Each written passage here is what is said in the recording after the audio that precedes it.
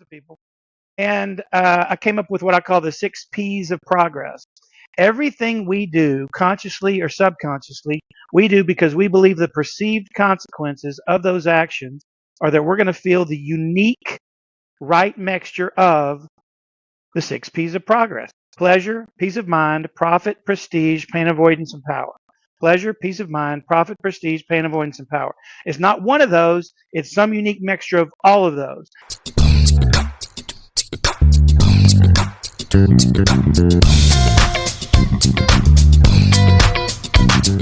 Welcome to the Sales Problem Podcast, where we talk everything sales, success, and personal growth.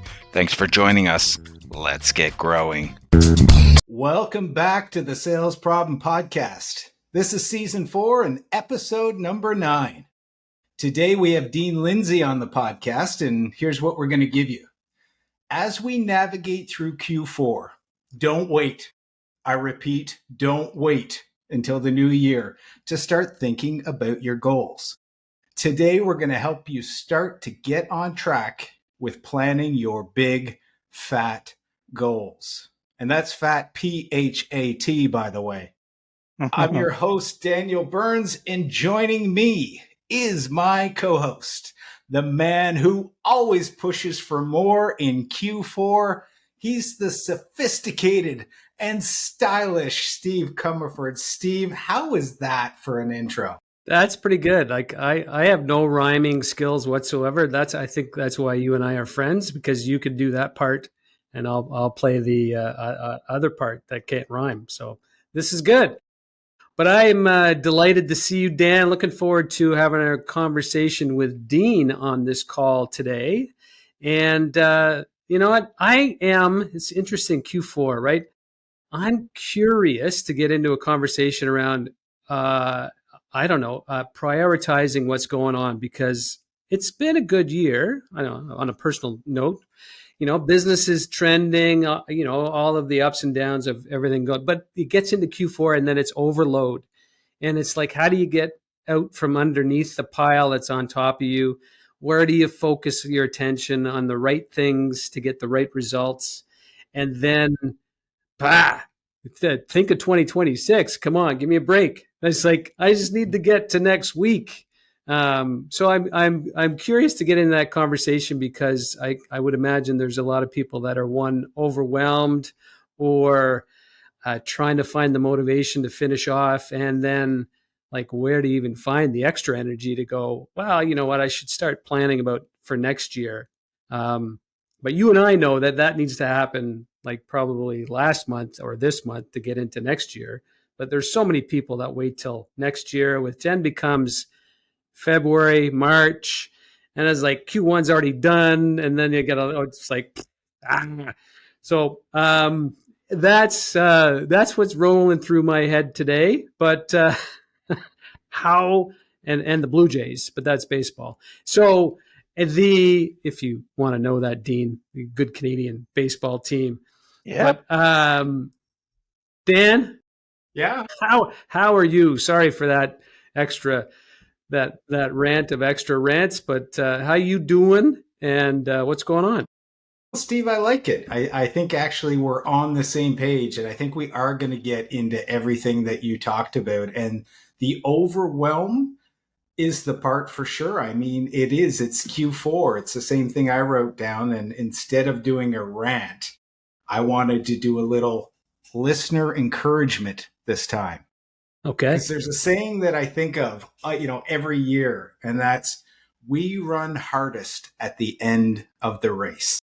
If you think of like the year that we've gone through, like a marathon, you get to that last 50 yards, that last 100 yards, you just want to, sprint to the end. So my encouragement for everybody listening is, you might be tired, you might be overwhelmed, but keep going, keep pushing, keep selling, and empty that tank here in Q4. Don't sandbag anything. You're going to feel good at the end of the year when you've exhausted all the deals you possibly can. And just like a marathon, those break stations that they've got, Steve, maybe think of stopping in, quick drink of water, look at your goals, get a little bit prepared like we're talking about, which I think we're going to do on the show today, and then get back in the race and finish hard. That's my listener I like it. encouragement. I like it. I maxed out at a 10K, so I get your idea about a marathon, but yeah, looking forward to the conversation. And Steve, as always, got to give a little shout out to our podcast partners. We've got the Sales Problem Podcast mug, and what have I got in it today? A little bit of Crank It Up from the Neal brothers. Very Great appropriate. dark roast here. And as always, if you're out on the road, grab a little Mama T's protein cookie, 21 grams of protein, some great healthy carbs. What more could you want to fuel your day than some good healthy protein, carbs, and some caffeine to push you through? Listeners, head to the show notes, click on the links, put in the sales problem 15. You're going to get 15% off both those products. They're going to get sent straight to your door. We couldn't make it any easier, could we, Steve? I don't know. I think Dean's hungry and he needs a coffee. But anyway. All right. Giddy up. Let's go. Let's get to the focus of our podcast, listeners. Steve and I are excited today because we have Dean Lindsay on the show. And let me tell you why we brought him on. He's an award-winning business author and CEO of Progress Agents LLC. He's a successful sales strategist, a skilled workshop facilitator, and a powerful keynote speaker with a humorous and engaging approach. Steve, I think we're going to have some laughs on the podcast today. The popular host of the upbeat business program, The Dean's List, airing on C-Suite Network TV, Dean has been hailed as an outstanding thought leader on building priceless business relationships by Sales and Marketing Executives International, as well as one of the world's top 30 sales trainers and speakers by Global Gurus. We've had a lot of people from that list on the show.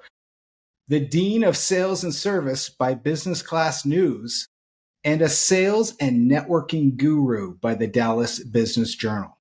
Dean's books, including How to Achieve Big Fat Goals and Cracking the Networking Code, have sold over, get this, 100,000 copies worldwide and have been translated into Chinese, Hindi, Polish, Korean, Spanish, and Greek. Dean, welcome to the Sales Problem Podcast. Are you ready to help us solve the sales problem today? We're thrilled to have you. Thank you. I am ready. Thank you. Excellent. Well, we're going to jump straight into where we always start out, Dean. We're just a couple Canadian guys with a sales problem. And we started this show because, we're in Q4. And, if you've got a good year going, guess what's coming in 2026? You're going to have to beat those numbers. You're going to have to repeat that. And Steve and I saw that every year. And we said, hey, how can we help solve this sales problem? By bringing people like you on to give great insights, great tips to our listeners. But I'm curious to know, Dean, what do you think is the biggest sales problem facing salespeople or our industry today? I think there's a lot of ways to define it. I'm gonna go with the word conviction. But it's conviction because of, and I don't mean necessarily a salesperson's conviction, but at some point it comes down to conviction, either the sales professional's conviction or the prospect's conviction about the solution you're offering. And that conviction is getting much more challenging because of attention spans are getting so short, and we have so much conflicting information and so much pull as far as where our attention goes. And so we also have a technology challenge, I think, just because you can handle everything on, an email or a text messaging and thing. There's, plenty of studies, that find that really, getting face to face with people is still much more powerful. And still, those are the tips I would say that help you get back to conviction, because it's conviction that leads to commitment, and commitment that leads to action. We're all trying to get at the action, but sometimes we're focusing on the actions and not really realizing that the way to get to action is through commitment. But the problem with commitment is you can be committed one minute and not the next. the way to stay committed is by conviction. And the only person who can give you conviction is you, and the only in the end, the only person who can give prospects conviction is them. And the relationship is that they trust you to guide them towards that conviction. You make an interesting point. We've had some people that are selling a lot through the phone, and a lot of people that are kind of face to face. For that conviction, do you think, being face to face with somebody or doing it over the phone, can you communicate and have your message come across stronger, either face to face or on the phone? What's your Face thought to on that? That's what I'm saying. Yeah. Face to face is definitely Yeah. better. Okay. Yeah, and that's why that's the reason that's the reason I'm not hired to do a lot of Zoom calls now or Zoom presentations. I'm hired to go to Detroit or to Atlanta. I don't do it via Zoom. I'm not Yeah. showing up. It's face to face. Just because we can, just because you're efficient doesn't mean you're effective. Well, I tend to agree with you on that one, Dean. So I'm a face to face guy too. I just feel like more comes across when you've got that. What does that mean? What does that mean? More comes across, right? Which leads to a tighter relationship. That's what I mean by conviction, that the rapport is built stronger. See, it's interesting terminology. When you say more comes across, which means you have more opportunity to connect. And that's that connection which gives that conviction. So when I say the word conviction, there's a lot of different ways to roll with that. But in the end, it's belief. You got to believe, right? And so that's the challenge also. If the sales professional, the first person who has to believe in what we're offering is us, right? We got to have that conviction. You've got to believe that if you can stick with it, that in the end, it's not about, you're not just going to make a sale, you're going to help that person progress. And that's another word. If I was really trying to toot my own horn or try to play into my brand, I would have said progress, because that's my word, really. Progress. It's the conviction of what is progress. See, you want me to do the progress and change stuff? I got it. I'll hit you with it. You want it? Hey, let's go.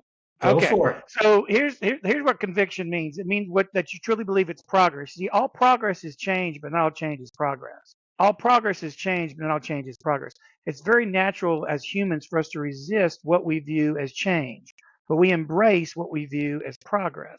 So when I say conviction, you truly believe that this avenue, this course of action is progress, right? For you, and progress for other people. So our recommendations, our solutions, our goals, our products and services, our customer service, our leadership style, all must be positioned as progress in the minds of those that we wish to propel into positive action.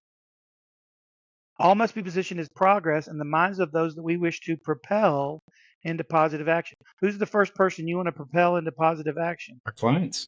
No, you. Ourselves.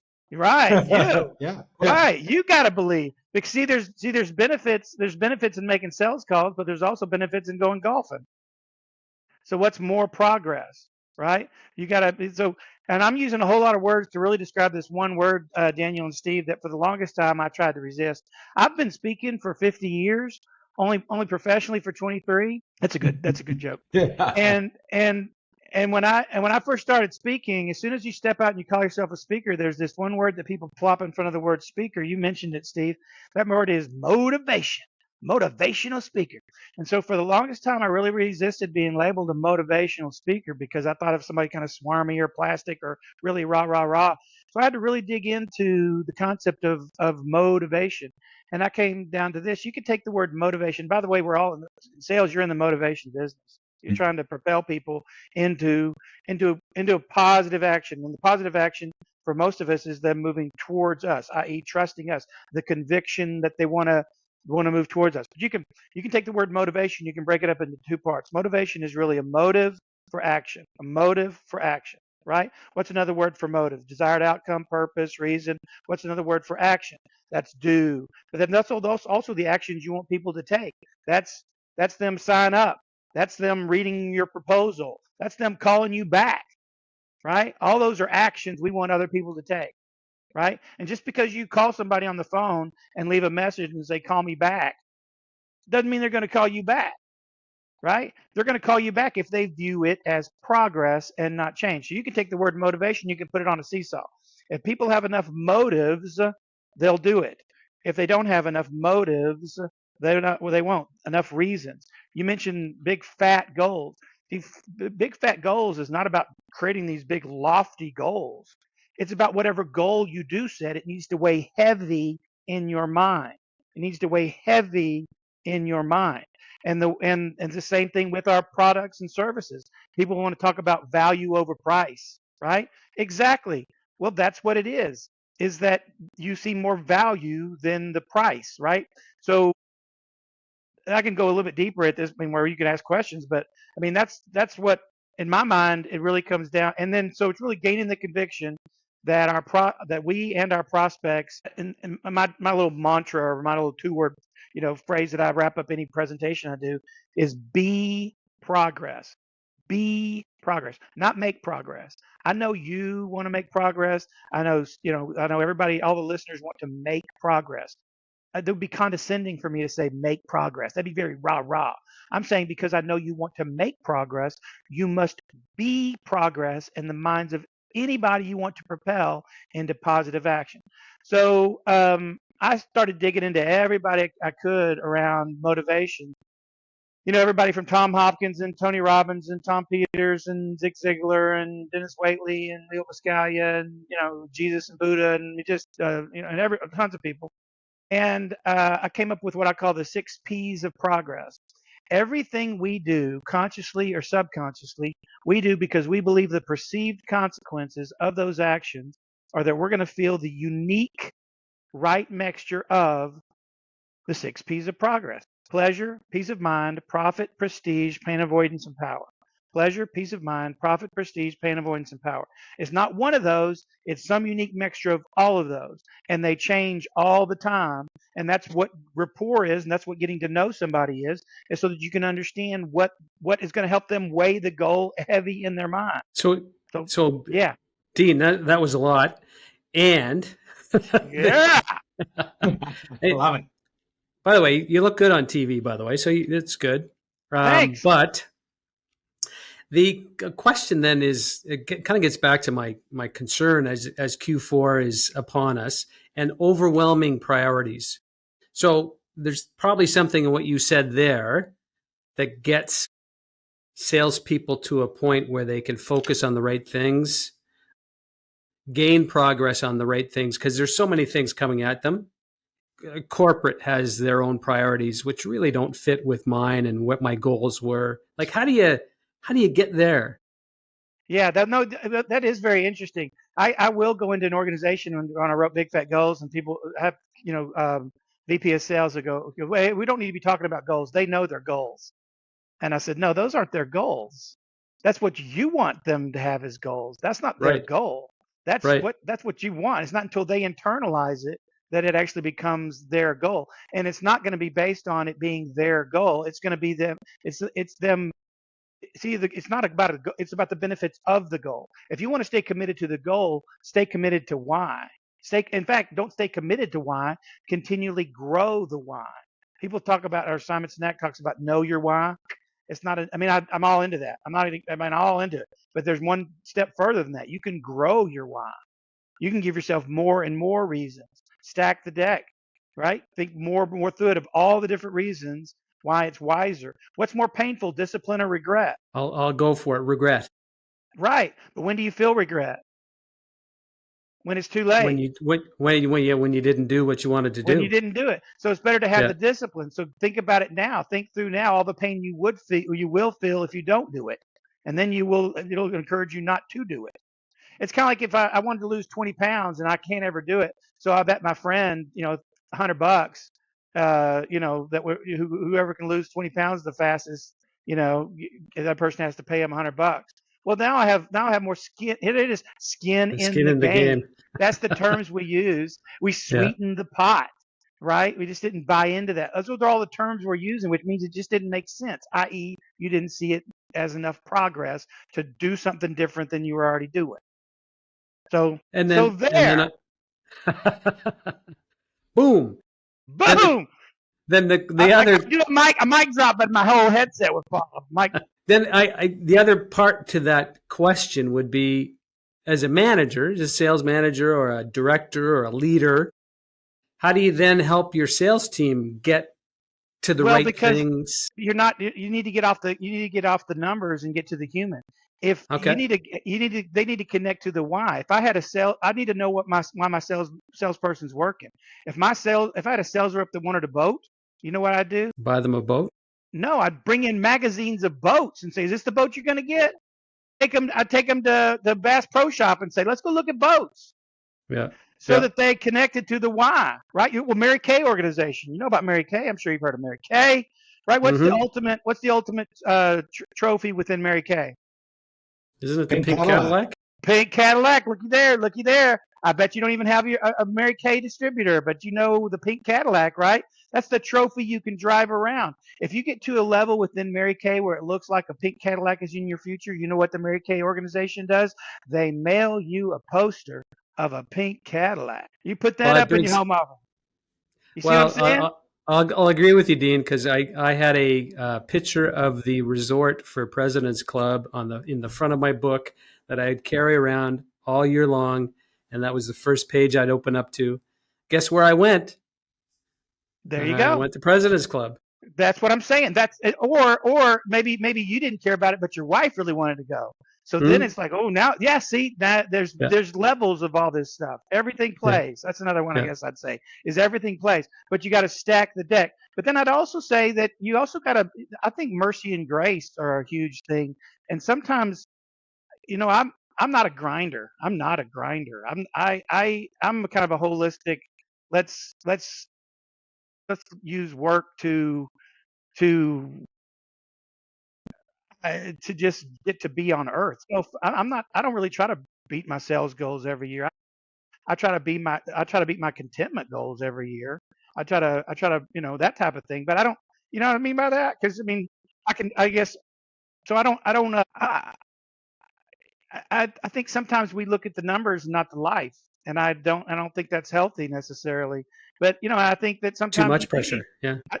And some of it's just made up. It's just freaking made up. Yeah. It's just making up stuff. Why don't you? I'm not saying you're gonna all of a sudden spend the weekend, just numbing out. But at the same time, I am saying that this is a life, and I think you can get really sidetracked by some weird, so what, So I guess I'm all for striving or achieving, but I also want people to be wide open that they actually get the 6 P's out of it when they get there. Sometimes I think we have a goal because it's the goal and we know we're kind of supposed to do it, and then it's empty at the end because we weren't really that connected to it, or we weren't connected through it and realize what it did for our lives or for our family. So, which then actually gives you more intrinsic reasons to do it, right?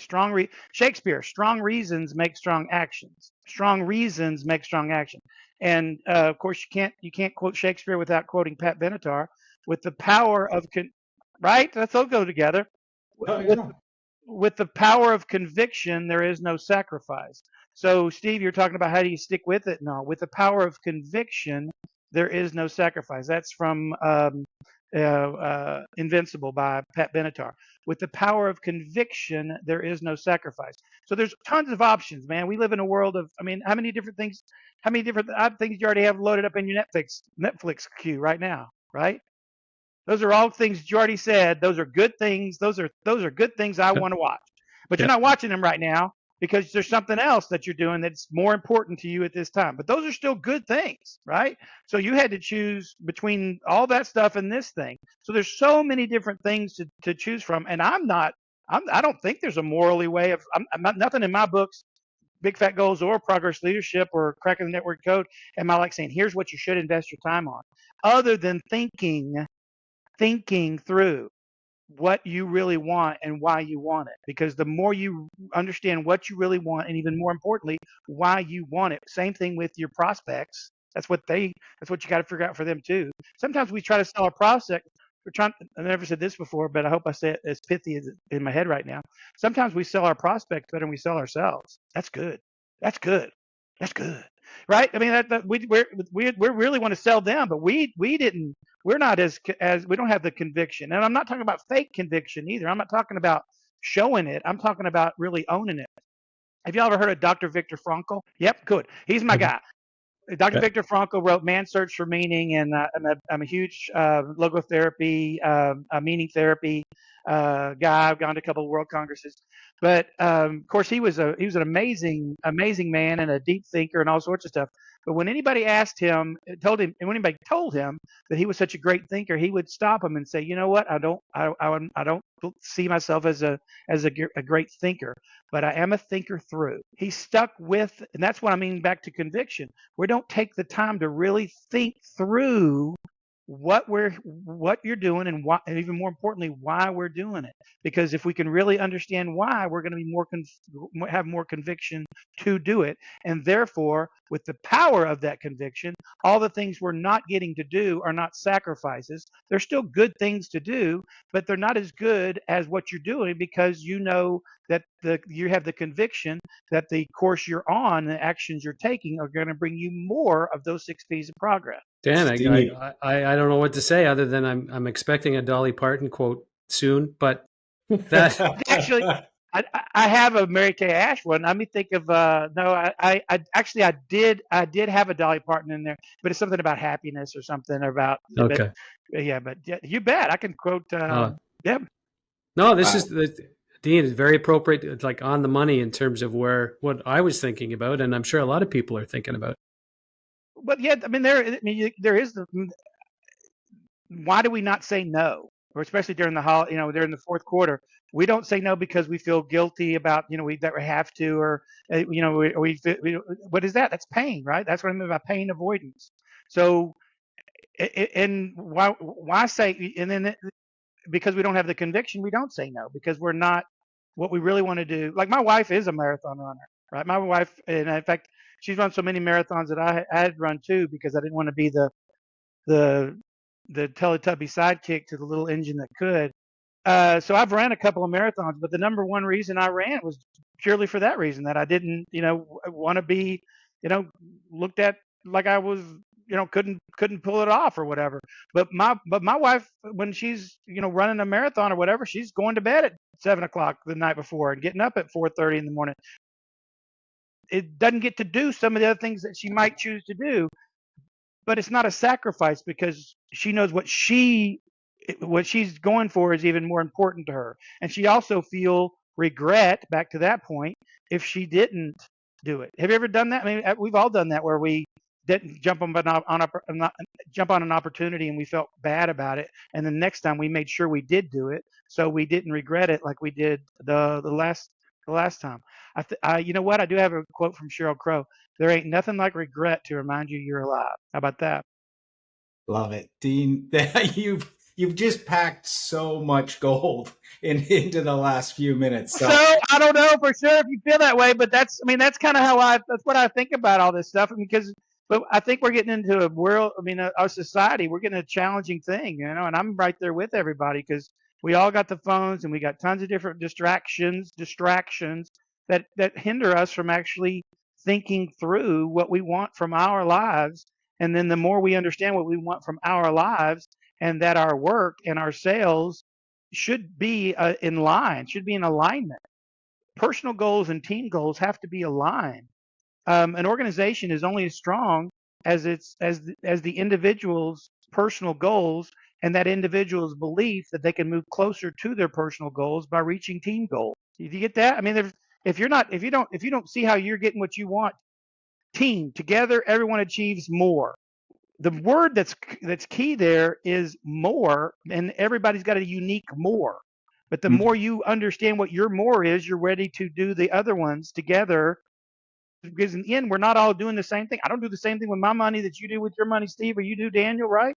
Or we're all doing different stuff with what we get, but it's going to serve, right, what we want to serve, which even that is back to serve us. One of the major reasons I think I'm a really great father is because it would hurt my soul if I wasn't.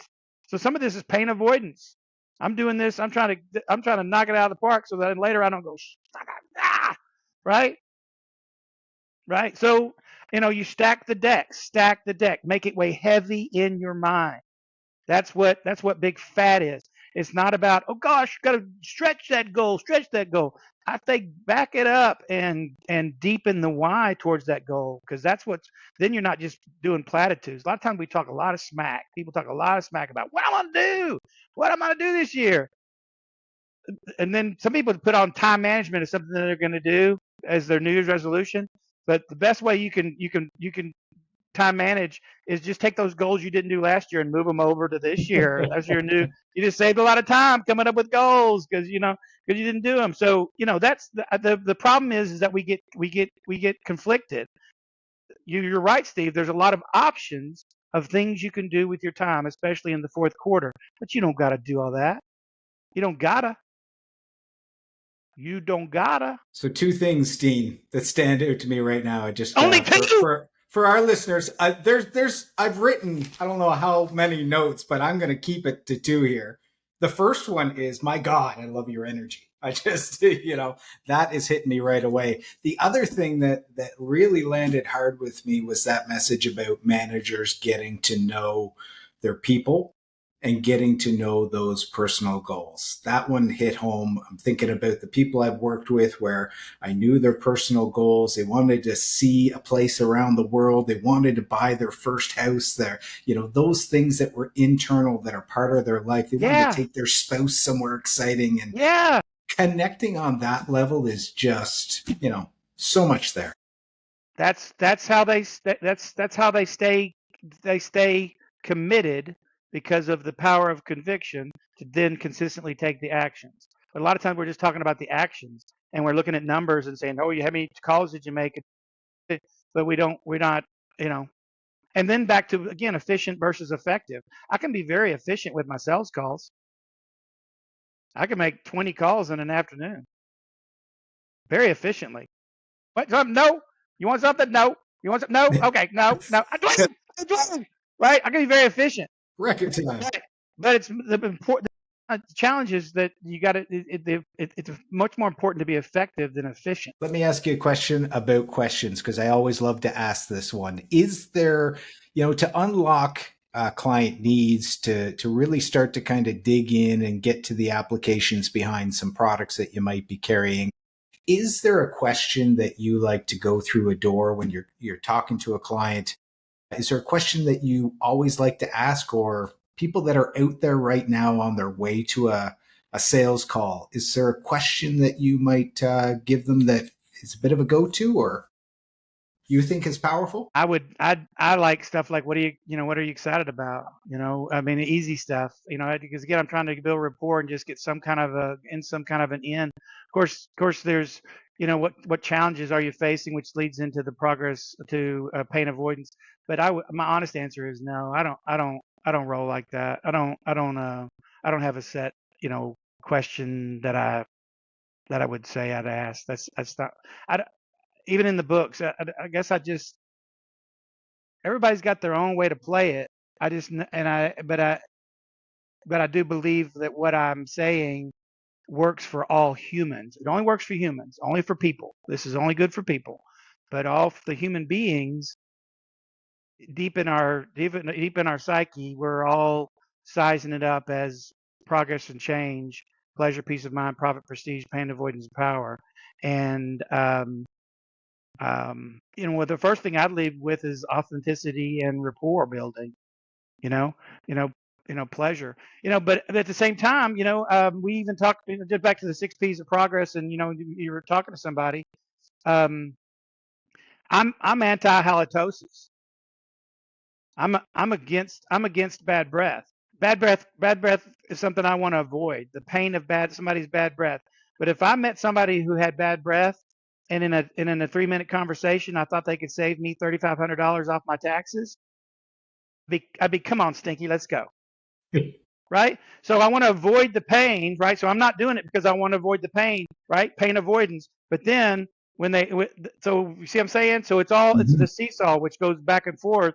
So you're trying to help them see working with you, gain the conviction of working with you as progress. The challenge is having a conversation to where you can infer or gauge. You one of the things to also realize is a lot of times is when you're making a sale, especially to a company, that person that you're making the sale to is not just thinking about the company. They're thinking about how my boss is going to think about me doing this deal. Am I going to look good doing this deal? Is it prestige or peace of mind and those type of things? So that kind of goes back to even that what that means to you is statement is what that means to you is you get to go back to your boss and tell them that you got to made a good sale, save some money, right? Or you get the peace of mind. So it's I guess it's honoring the human condition is what I'd lead towards more than anything else. Okay, I'll change the channel a little bit because you are obviously an incredible speaker. You've done talks all around the world. You know how to get people engaged. You know how to stand on stage and get a crowd, to really kind of buy into the message that you're crafting. But I think so many salespeople struggle to break through the noise or to get their message to stand out. What advice would you give somebody listening as to how to kind of cut through the noise a little bit when they're presenting or they're going in to give a pitch to help them really engage with the buyer? As odd as it sounds, I think the most important moments of a sales call is probably the 15 minutes before the sales call or or of the face to face. So I think stretching, I think eating right, I think self optimization is a big deal. Feeling centered within yourself, getting, staying loose. I don't think that, believing in what you have, thinking positive thoughts. It's all those things. It follows through. People pick up on the authenticity. I think I said a little bit about, because in a sales call we're trying to make a sale, but we have to keep in our mind that it is okay to be influential and persuasive. Those are not the same thing as manipulative. Influence and persuasion are totally cool and apropos and even needed. It's only when it's manipulation, and I can tell you the difference. Everybody's heard of the term win-win. Well, the way you know you're being influential in your soul or persuasive in your soul and not manipulative is if you truly believe you have a win to offer. If you truly believe by you staying in that sales moment, if you can get that person to really connect with what you're saying and see it from the way you're seeing it, internalize those reasons for themselves, that they are going to benefit, that they are going to progress, that they are going to be pleased, that they are going to be moving closer towards their goals and the benefits of those goals. And I said self-optimization instead of self-care because I don't like the term self-care. I think that's very limiting.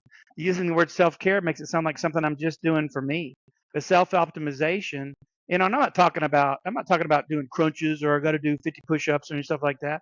But I am talking about eating right and getting sleep and just keeping yourself mentally, in the moment and authentically believing that you're helping people. Because if you truly believe that, then you're going to be able to authentically, connect with them, and people pick up on that. So you gotta, as Zig Ziglar said, you gotta cook with your own pots and pans. You know that story? I don't. Tell me.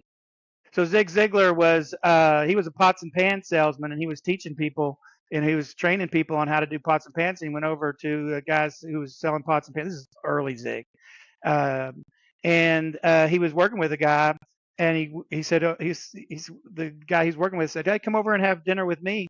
And he went over to the guy's house, and the guy wasn't using the pots and pans that they were selling. And Zig said, "Why aren't you using our pots and pans?" He said, "Man, those pots and pans are too expensive." See, he didn't believe, right? So you got to cook with your own pots and pans. You gotta believe with what you're offering. And I'm not saying that in a trite way. I'm saying that in a deep thinker through way. You see that? Because then it's not going to wear you out near as much, because in the end, you help people. You didn't just make a sale, right? You actually help people progress. You progressed and your organization progressed as well. I've never enjoyed quotas and all that stuff. I've always thought that was a very, very minimalist way of looking at the human condition, a very controlling, managery way. Nobody wants to be managed. People want to be led. They want to be inspired. I'm not a manager type of thought. I'm a leadery type of thing, and that's why I even talk about the 6 P's of progress, because most managers are just going off of pain avoidance. You hit your numbers, or you're gonna get sent out the door, or you're gonna be on the bottom of the totem pole, and they don't realize that there's other ways to look at it too, right? There's pain avoidance leadership, there's pain avoidance parenting, right? But there's also the other ways of inspiring people to actually surprise you, because they're surprising themselves, because they're in it. They're in it. And it's an interesting term, in it to win it, in it to win it. I'm not against that phrase. I just don't know what people think they're winning. Contentment is what I hope we're all going for, peace, grace, feeling that you're, in the right place, doing the right stuff. I guess I come from a kind of a holistic-y way of looking at this stuff, and I think in the end it shines through. Can you bang out 3 or 4 or 5, 7 really good years in sales and get yourself burned out? You bet. But is that life? So I guess I think that if you can figure out the right way to do it, man, things line up. Things can really line up in a positive way, and all of a sudden referrals are coming. You ever had that, where you had a great client, you had a great report, and all of a sudden that client, without you even asking, all of a sudden they're talking about you. Oh, yeah, I heard you, and so so I'd say, authenticity, and you don't get to fake authenticity, and you got to earn authenticity, and you got to thine own self be true.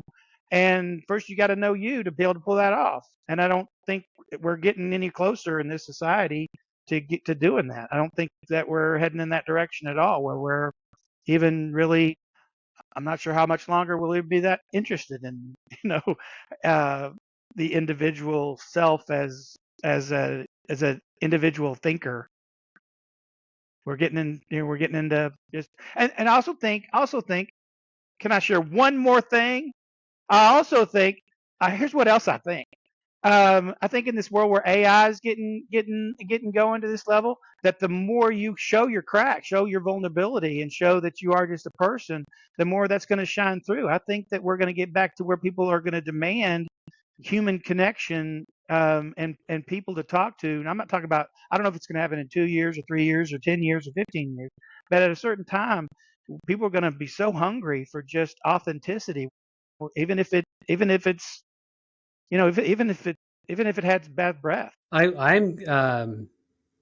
You often hear great success stories, right? Or you talked about wins, but most often people will talk about wins. It's not about, well, I made so much money. That's kind of somewhat empty from what I've seen in the past, but most successful ones that people are really proud of is the impact that they've had with the client that they worked with, the partnership that they developed, the impact to their business, and how they've won more business, or they've become more successful, or they turned the corner on the project because you helped them do that. Those are, from what I've seen, and maybe you've seen it too, but those are the ones that really stand out and people remember, versus how much money or they hit quota or whatever the case was. That's exactly what I'm where I'm exactly that. Yeah, and then the more you can remind yourself of those past successes. I mean, anytime there's a testimonial letter, you need to be rereading that and sharing it with your whole team, and because you want to get that feeling to where let's get this feeling going again. Absolutely, Steve. That's another way of looking at what I'm talking about. And I believe in that authenticity and dealing with people, which I'm glad you brought up the AI part, because so much stuff is available to you online. And as a sales professional, if you're selling whatever solution, product, service that you have, there's probably 10 other providers that can do it. Or technology wise, you can go online and help yourself to whatever that they need. Tough question in that. How do you either leverage that technology and still be authentic, or bring that to the experience for your customer? We got to figure that out. But no, that's the quandary, right? That's something to think. That's something to think through and try to figure that out, because it is coming and it's not going away. I did a big workshop. I do workshops where, because I had to lean in, because everybody's got their phone, right? So used to, you'd write a workbook, and they're supposed to be going through the workbook. And then I thought, you know what? Because I put quotes in my books and my workbooks and stuff. And I thought, you know what? Everybody's got a little computer right there on their phone. So I started doing this exercise where if I was talking about optimism or civility, I'd have them go to their phone and find a quote that they liked and share it, right? So we're all sharing quotes. So somebody's sharing Theodore Roosevelt, somebody's sharing a Helen Keller quote, and those have weight because a person said those, and we know their lives and we know what they were able to accomplish and stuff. Well, then a couple people actually quoted ChatGPT, and they were good quotes. There was nothing wrong with the quotes. They were good, helpful quotes. But in the same time, you're like, does that count? Do those count? There's no human actually saying that. But you can't discount the truth of it. But at the same time, that ChatGPT did not use that wisdom to accomplish squat. So it's a weird world we're into now. So we're in a lot of and which also means that more people are going to look for somebody that they can look in the eye and trust. And so that's what I also mean by getting face to face is going to be so much more important, because then you know it's really true. Well, tell me this, Steve and Daniel, have you watched a video and while you're watching it, is this real? Is this real or is this AI? Have you done that? Yeah. Yeah, me too. Is that scary? That's so scary. Is there, or maybe in your discussions with the people that you talk to or you present to, is there a way that you can leverage that technology ahead of the call, but then when you're knee to knee or in face to face meetings, then it's you, it's the conversation back and forth, it's the getting to know each other. But you've done some research, you've done all that. Sure. Is that where it fits? Yeah. I think the more research you can do, the better. That's also how you get to know the organization, and that if you understand.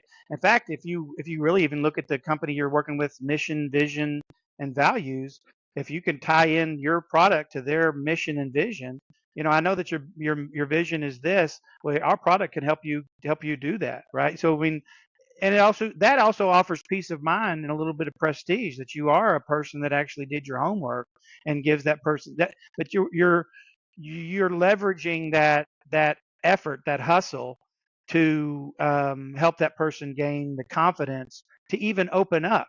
You asked Daniel about what opening question to ask. One of the reasons that I shy away from just talking about a question to ask is because, have you ever been asked a question by somebody you didn't trust?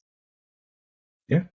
So they asked the right question, but you didn't trust them. Like, I'm either going to give you a wrong answer or I'm just not going to answer you. So just because we ask a question, we know the right question to ask. If we didn't build any trust, where, it's kind of like, I'm sure there's sales meetings all over the place where the sales manager goes, well, tell me what the problem is. And you're like, I ain't telling him. I ain't going to tell him. No, I'm keeping my eyes. No way. I ain't saying jack squat about that. Because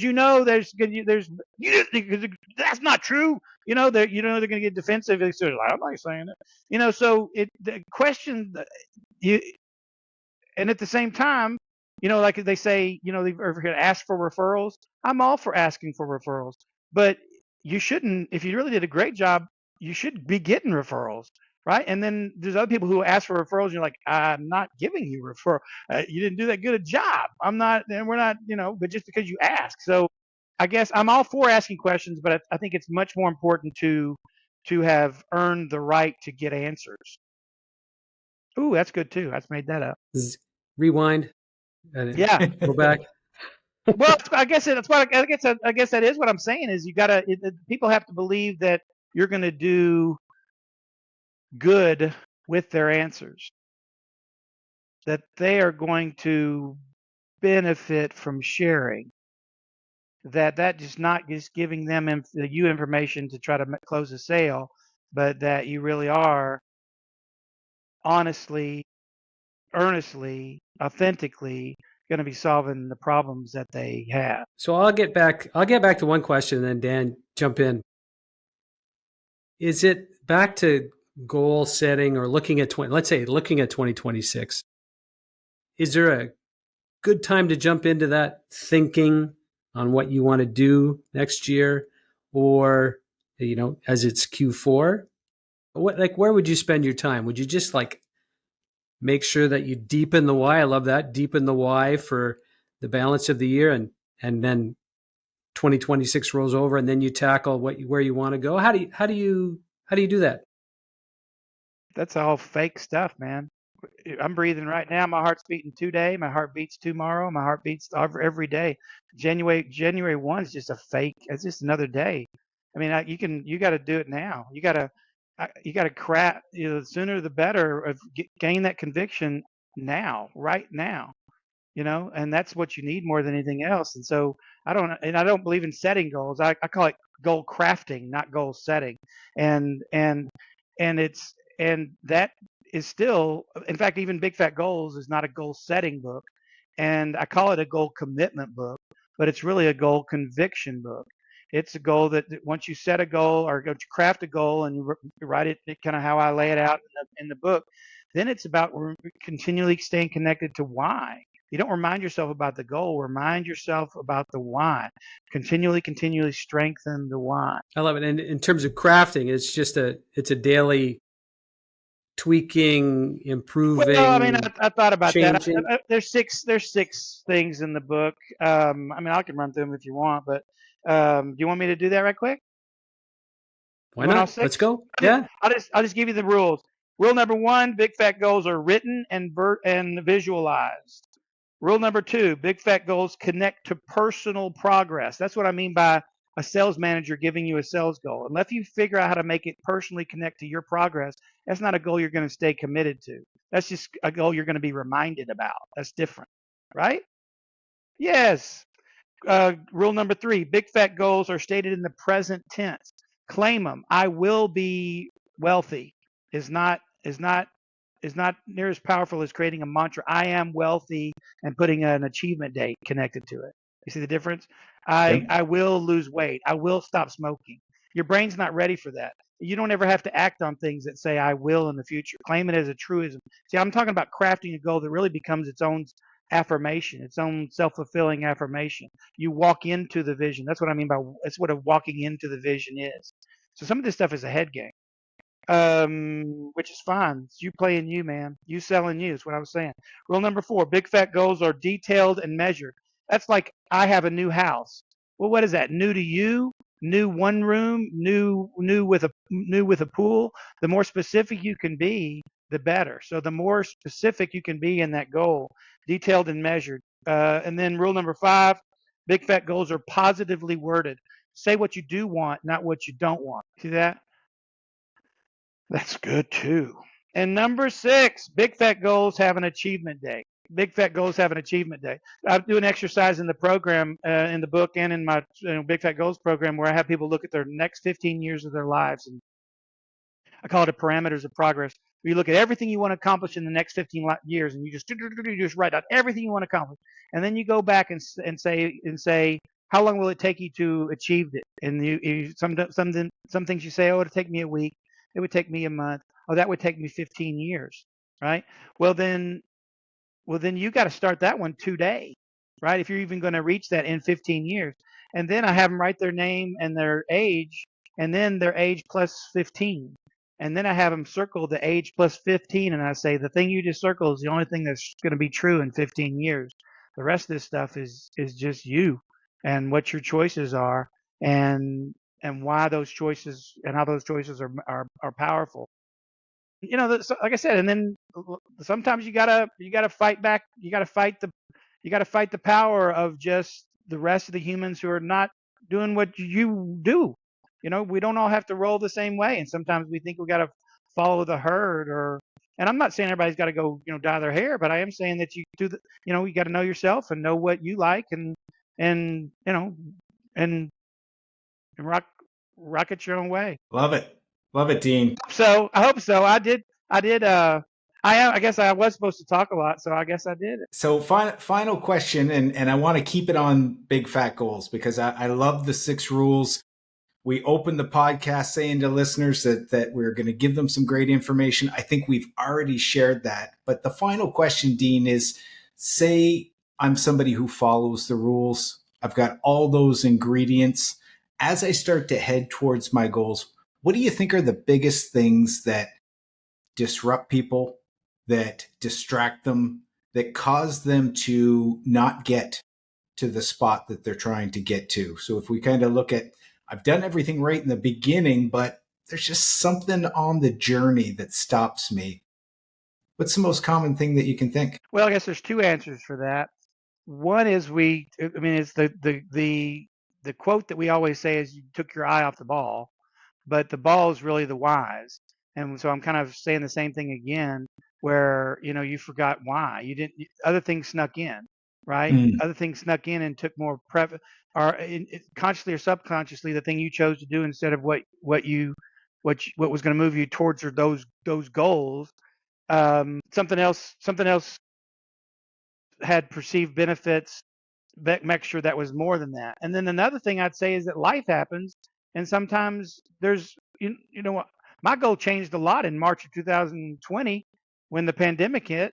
I came up with new goals. My goals turned from trying to go and speak at all these different places to, watching every Marlon Brando movie. That became the goal.